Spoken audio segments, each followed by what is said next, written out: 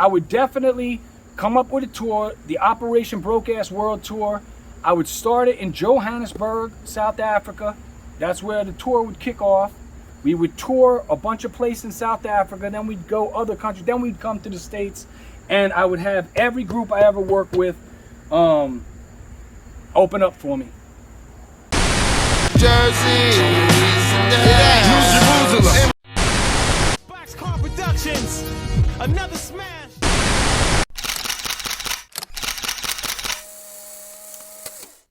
My future's bright, nothing but clear skies. Bars low and chain, who's down to fly? And if you ain't with it, forget it.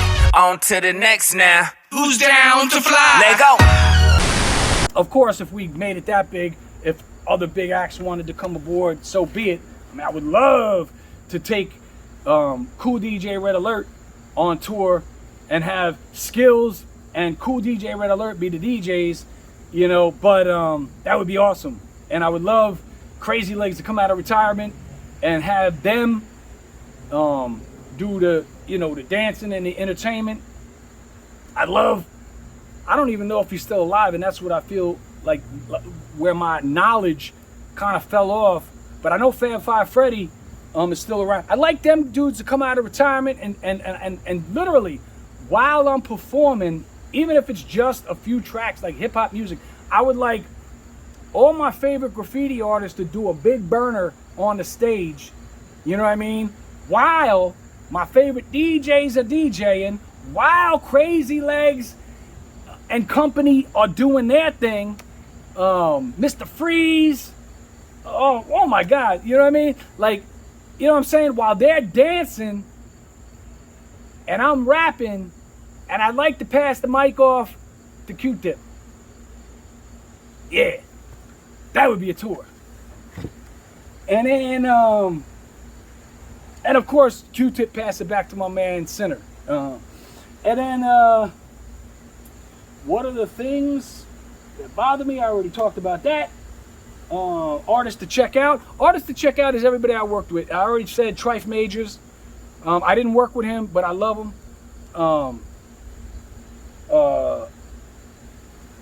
To be honest with you, even though, and we've already discussed that, and I know we've had odds with each other, but I respect what he does. Dion Laster, check him out. He's a manager in our area. He manages some very talented cats that I believe are hip hop. You know, I don't know what they know or don't know. I hope they are hip hop groups, because I do fucks with them. But definitely Trife Majors.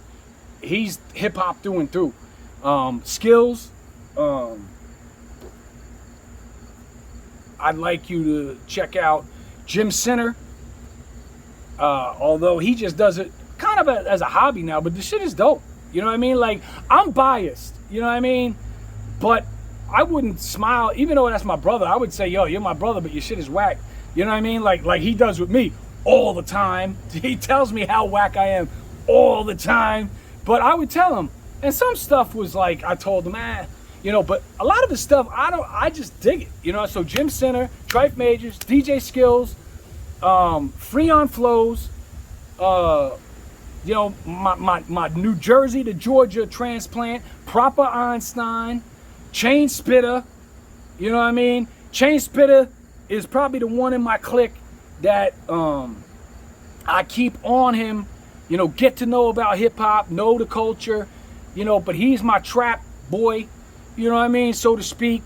And I fucks with him. He's dope. He's comical, funny dude. You know what I mean? We traded off, you know, doing tracks that are timeless classics. He did Ain't Got Shit. I did So I Say. He came back and did Star Show Remix. You know, so look at those tracks that I got and he got. I mean, of course, my South African homie, Johnny Crank, although he's like a stockbroker or something now, I don't know. He got raided a couple times over there, because it's wild over there with I don't know, rebels, the police, whatever. They just kick in your shit and just bash up your shit, you know, still, you know what I mean? So I haven't spoke to him in a minute. We just did Party Tonight. He did that for me. And I think he's doing like stockbroking or something, you know what I mean? But, you know, Quincy Young third, you know what I mean? We did a track called Legacies. Hopefully he'll release that someday. My stuff got jacked, and I thought the track got leaked. So you might hear it before he releases it. But that ain't me. I don't disrespect people like that. But my stuff got jacked a couple times. You know, but basically, if you look on my mixtapes, anybody I've ever worked with, that's who I would say check out. You know what I mean? And as far as new people that are looking to me, like that don't know, like young cats that might like, you know, old cats like us, like me, M, Snoop, whatever, and are like, yo, who do these dudes listen to? I gotta say Tribe Called Quest every time. Like, I'm still listening to Phife Diggy's album, Rest in Peace, man. You know what I'm saying? You talk about a hard life. That motherfucker had a hard life too. You know what I mean? God bless him. You know, and God bless his wife, man. I don't know if anybody's ever seen, and big ups to Michael Rappaport, you know, because that Tribe documentary, I love documentaries about anything, but especially hip hop. You know, big ups to them, and big ups to Nas for that video music box things, because that was a part of our coming up too. You know, video music box functions, man. See, these cats nowadays, they don't know. So that's that, and that's that. So, back to you.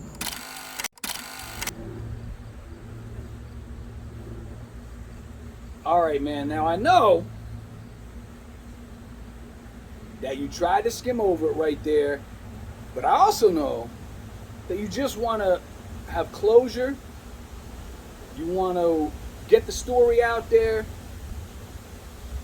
and you knew it was coming. Come on, you knew on this show it had to be told. You touched on it on a couple other shows you were on, which people could find. Again, couple people, as we know, couple major media people, you had to scrap the whole interview because they were afraid of the industry politics of airing out this story and a couple others. But we're going to go into it. Let's get it off the chest. Let's get some closure. Eminem. Now, we don't want on this show to be like everybody else out there. You know what I'm saying? Because I give the analogy of the other shows out there like it's that place that you go, be it on vacation or be it around locally. Some dirty little dive that you go to. You're even afraid to eat there. But once you do, it's the best food you ever had in your life. It was the best food you ever had in your life. But everybody else was pointing you somewhere else because it's more popular. No, that's what we're talking about right now. There's a lot of shows that are out there that were great shows. They weren't getting no ratings, which is, of course, is everybody's trying to please the industry, even the independents out there. You know what I'm saying? Everybody can say, oh, we're independent, we do our thing. Yeah, you have control over a lot more than if you were a label, but you're still relying on the man to get those numbers that you do. You know what I'm saying? Be it radio, be it, you know, a lot of the media, even the once hip-hop Bibles, if you will, in publications, magazines, media, that once upon a time cared about hip-hop and up-and-coming hip-hop artists. It's all about numbers now. You know what I'm saying? So a lot of people out there took a good show that they were speaking from the gut, not caring what anybody thought, speaking from the heart, and people like me would love to watch that. I love documentaries. It could be about anything. It could be about Joe Schmo that cut off his hand while servicing a car, or it could be mainly the music stuff. I don't care what genre of music. I don't care if you're, you know, Waylon Jennings, or I don't care if you're Post Malone, or I don't care if you're, you know, Redman. I like to hear these documentaries. And of course, one of my favorite groups of all times, if I could just touch on this, Tribe Called Quest, I think that was genius. I thought that was great. Big ups to Michael Rappaport for putting that out. Beats, Rhymes, and Life. I love it. Love it. I believe that's what it was called. But anyway, these shows go into Eminem reactions and talking about Eminem all the time, and it did get their numbers up. And it's a shame that somebody's got to, you know, without another way to put it, swing on Eminem's nutsack to get their own views. And that's not what we're doing here. This is actually a story that you need to tell, that you want to tell, you want to bring closure to it, and because of the fact that you respect the camp, and I mean, I'll let you speak on that, But what about these Eminem diss tracks that we heard about? I know you don't like it called that, but for the sake of people watching, what about these tracks? And I know it got you blackballed, it cost you a few years in your career, and then some, but if you want to speak about everything related to that, because it's your life, and I believe, like a lot of real hip-hop lovers believe, not the fly-by-nights, not the rap fans, not the stans, although I understand a lot of the stans get it, and they're riding with you. I mean, we had a lot of pictures sent in by stans that support you, but neither here nor there. Talk about Eminem.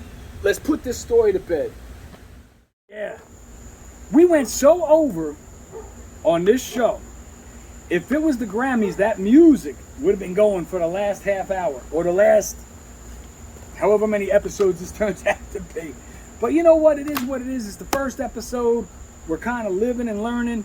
And to be honest with you, you know, I'm going to be sitting in that chair from now on. So it is what it is. But yeah, I don't know how much time I got to go over that story, but I'll tell you what it is right now. So saddle in.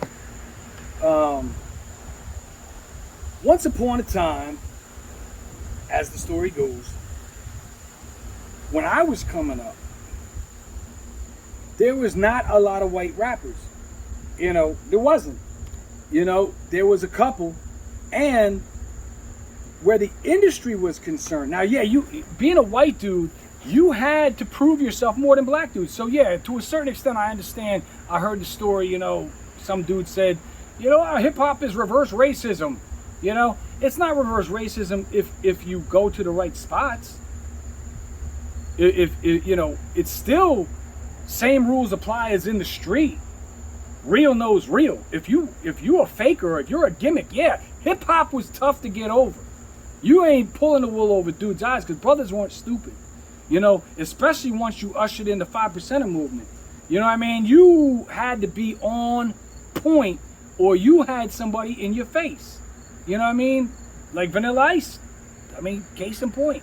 But anyway, so when I was coming up, to keep it 100, you had the Beastie Boys, you know, which were a rock, rap. Now, let me just say this. And back then, there was two types of white boys. There was the gimmick white boy, you know, that people were skeptical about and remain skeptical about and never, the black community never accepted. And then there was the white boy that endured through their bars and actions and were accepted by the black community. Now, the Beastie Boys being the group, you know, that's one. Everlast, you know, before House of Pain, yes indeed, and before, I don't know what that rock, what the fuck was that rock album he had? Whitey Ford, there was Everlast, and he had some shit, and I liked him. Like, I heard that shit. Like I said, I was a student of hip-hop. But here's the thing. White boys would kind of hate on each other. A little bit. I never did. I would wait and see and reserve judgment. Because unlike the flood of black dudes that were coming into hip-hop and it was accepted and everybody embraced them and whatever, you know, there was only one spot for a white dude. One spot. That's it. The industry allowed one white dude at a time. And that's a fact, Jack. You could ask anybody. Anybody knows this. You know what I mean? Which will tie into where the Eminem story came in. I'm getting there. You know what I mean? You could only have one white dude at a time. Now, when people heard me and my demo was sent wherever, and I'm not just saying this, you know, to get people's acceptance or to be like, this is what it was. People thought I was a high-pitched black dude. Like, I don't know, I think it was Fat Lip from the Far Side or whatever. You know, with Big Up the Far Side, that's another one of my favorite groups, you know, along with Tribe.